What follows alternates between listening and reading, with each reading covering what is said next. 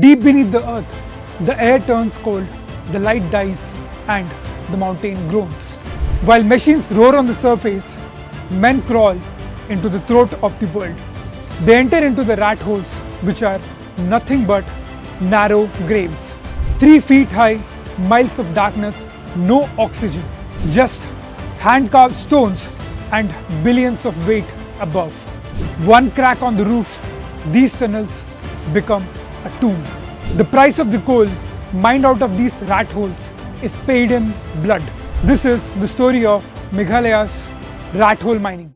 Recently we saw that Meghalaya has faced one of the most daunting tragedies where in the name of rat hole mining, many miners who were stuck inside have died. So what is this issue and what are the causes of this and what should be the way forward? Let's see in this video. So recently in Meghalaya we saw that a massive tragedy has taken place, and what is this is that in the Thangsu region of the East Jaintia Hills we saw that a rat hole mining area mein there was a massive explosion which was related to dynamite explosion, which is used for the extraction of coal.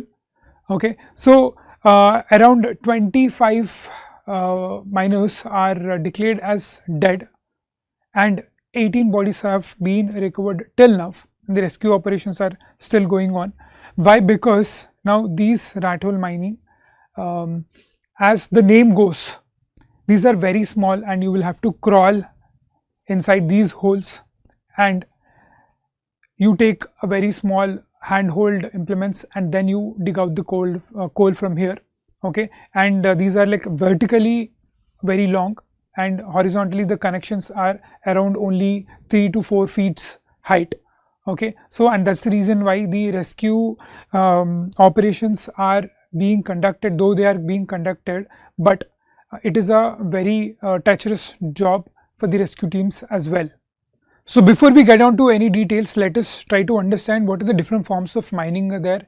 Okay, so it is broadly divided into 3 kinds of types. The first one is the surface level mining, okay, where now the deposits are usually located on the earth surface and you will have to dig them out. Now in this there is an open pit mining, okay, where you will create a large pit and you will try to take out the minerals from that. And next one is the strip mining, where you have to remove the strip in a one longitudinal pattern, okay, and the overlaying soil and rock is commonly removed and it is commonly used for the coal. And next is the mountaintop removal, where the mountaintop is literally flattened and there we will have to extract the coal from there. Okay, this is the surface level mining. You are not going into any deeper areas. The next one is the underground or subsurface level mining. Okay, in this you will see drift or slope or shaft mining, where different methods are used, where the entry is usually not straight, where it is around angled direction you are going to go into the mining area. While there is in a long wall mining, you will see a highly mechanized form of coal mining, where there is a long wall of coal is sheared off in a single slice like this. Okay, so and the third one is the in situ mining. Instead of digging into the rock out, the miners actually pump in the chemicals, where the minerals usually dissolve and whatever is the desired mineral that is actually extracted from here. And here we see that this sorts of in situ mining is used in the uranium extraction. Now in different forms of mining, where does this rat hole mining actually fit? Primarily this is the illegal form of mining. Okay, in our legal statute conducting these sorts of mining is actually illegal. And next is that this is a subsurface level of mining. Okay, what exactly happens is that now if this is the area, primarily vertical holes are dug out like this, and in between these vertical holes you will see horizontal holes of usually around 3 to 4 feet are dig out, and where you will have to go like this, and from here you will have to crawl into the different vertical holes that have been actually made. Okay, now being such a very small entry and exit areas, now you will see that here, and again Meghalaya is actually a hilly place, okay, hilly state. So now the soil composition is also not very strong over here, and it is affected by floods, okay, it affected by all the other hazardous incidents over there, okay. Now being at this, now whoever is going into that rat holes, now you will see that there is a high form of risk, that would be there is no structural support, okay, it is not any mechanized, it is not any industrial level implements are used, or any safety precautions are not taken. The small workers actually they go with bare hands, okay, and there is no particular implements on them to safeguard themselves, okay, and they go with bare hands, and they go with small archaic tools, and they dig out the coal from there, okay, and there is no poor ventilation, okay, and there is a risk of flooding, and you will see that children small are also used over here as the child labor in these sorts of illegal sorts of mining, okay. And now in many places including India, it has been banned because of the environmental concerns and the safety concerns for the workers. Historically, you will see that these sorts of incidents have been occurring in Meghalaya. NGT in 2014 has put up a blanket ban on the extraction of coal through rat hole mining, but still you will see these sorts of incidents actually being repeated. Now in 2018 there was a Ksan disaster, in that around 15 miners were trapped inside and only 2 bodies were actually recovered, okay. And in 2021 Umpleng incident, here also you will see that 5 miners were actually trapped and their bodies were recovered after many weeks. And in January 2025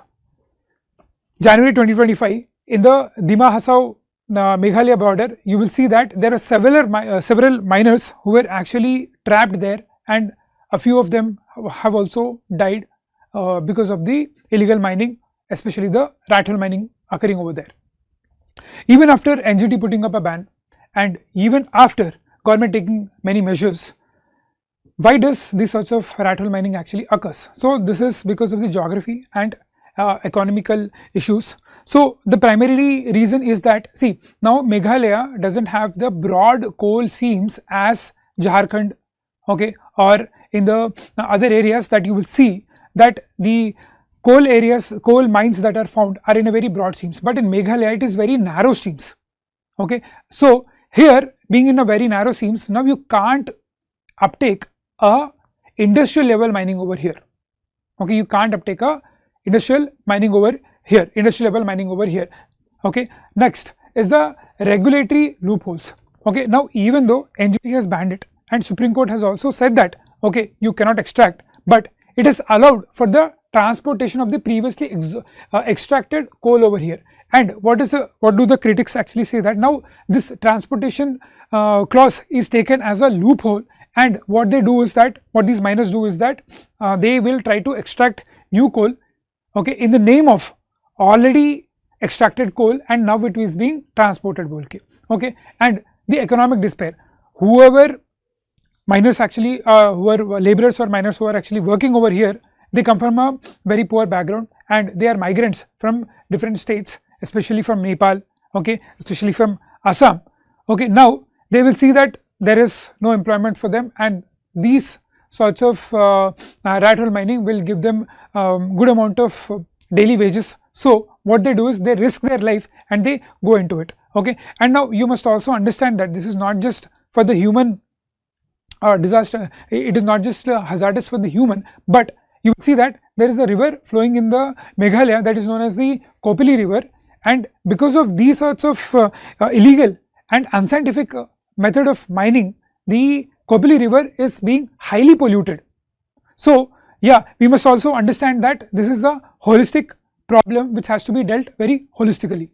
So looking at the magnitude of the issue and also the diverse amount of effects that this rat hole mining actually has, now we need holistic measures that has to be taken over here. Primarily one would be the safety, okay. What you have to do is that we'll have to penalize those who are actually doing it, and we'll have to try to diagnose what exactly the problem over here is, that is the regulatory issues that are there, who are not implementing this, and is there is sorts of corruption which is going on, or wherever these are operating, we'll have to go there and we'll have to stop them, okay. Now Second thing would be providing them an alternative for the employment. Okay, either Meghalaya is very rich with tourism. Okay, it gets most of its GDP from the tourism.